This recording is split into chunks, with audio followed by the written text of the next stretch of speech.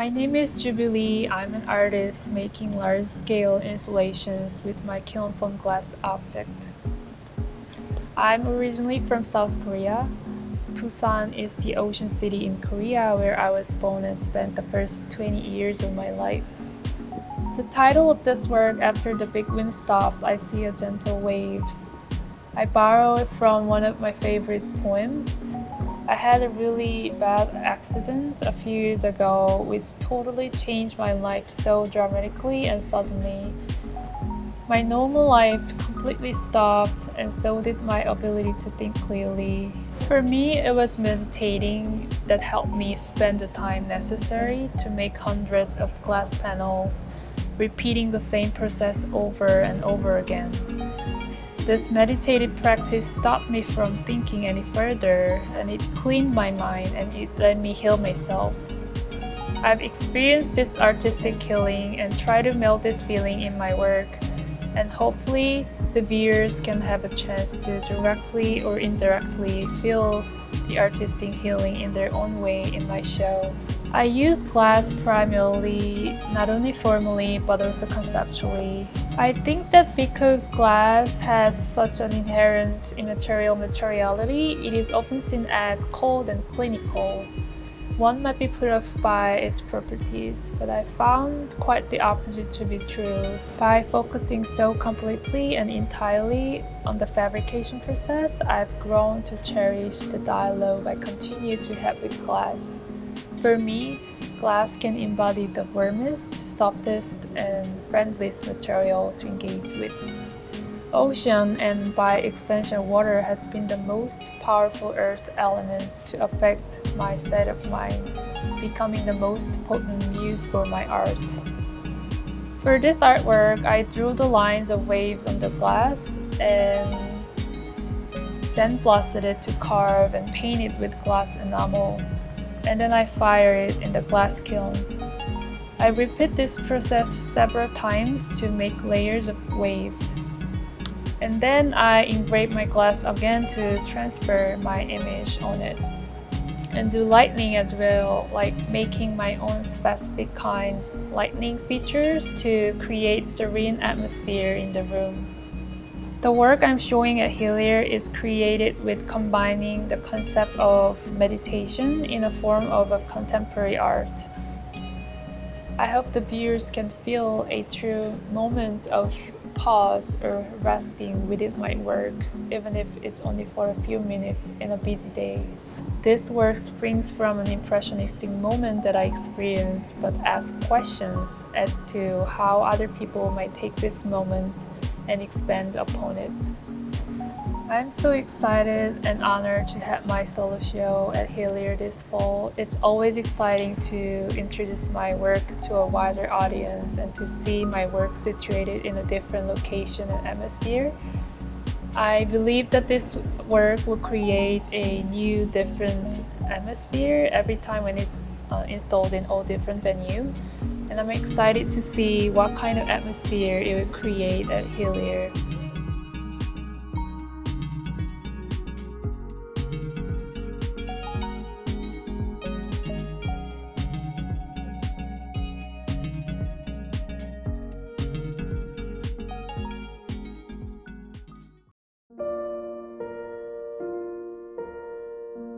My name is Nancy Saucer, and I live in Maryland, right on the edge of DC. I decided to title it Quotidian Shift because, quotidian essentially means every day. And shift is, movement from one thing to another. So I wanted to have a title that was sort of large enough and non-specific enough to sort of incorporate all the different ideas that I'm working with, which are all part of my making process, but not necessarily important for everyone to know all the details of. But most of the work that's in the show somehow focuses on that interest in the inside versus the outside, and more specifically, a number of the pieces deal with the idea of shifting consciousness, and it's really sort of about the movement between those two things and what is it that you're paying attention to at any given time. I work primarily in ceramic, in low fire terracotta clay to be exact.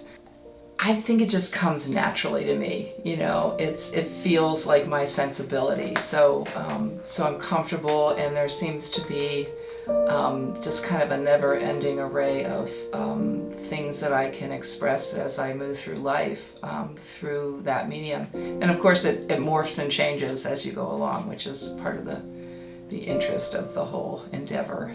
It's made me able to be, I think, more spontaneous with a three-dimensional form. I'm pretty much an abstractionist, although I have references often in mind.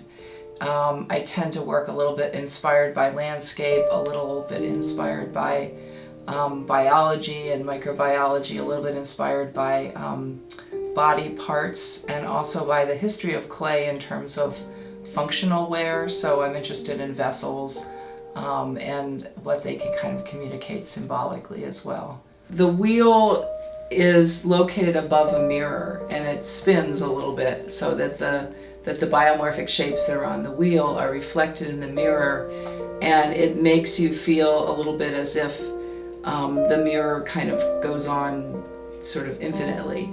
I certainly want people to find it interesting and slow down a little bit and look at it and think about it. It's not particularly important to me that they interpret it in the way that I think about it when I make things. I didn't set out to become fascinated by containers. I think part of it, as I said, came from the history of the medium, but also it's just that I found myself always almost more interested in the container itself than what might be in the container. So there's a lot of room for exploring that idea.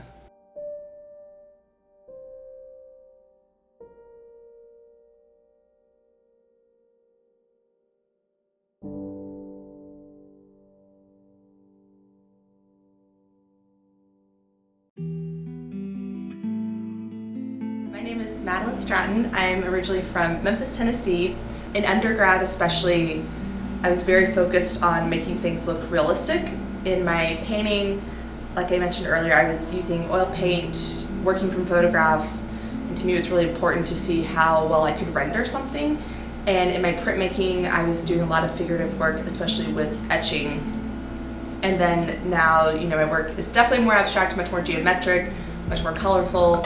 I was trying to figure out why I was so interested in fabric as a subject in my work, and realized when I was younger I learned how to stitch and sew, and so I decided to kind of bring that into the paintings and into my work, and eventually just really got hooked on the idea of memory and the idea of memory of not only objects in the spaces that we live in, but also the physical spaces themselves. When I was thinking about the title for this show, it was a little bit of a struggle. I was trying to think of something that would be broad enough that it would really encompass the different things I was working on. And to me, these spaces that I'm referencing in the paintings are very specific to me, but at the same time, I'm trying to portray them in such a way that they're open enough that the viewer can sort of connect with them.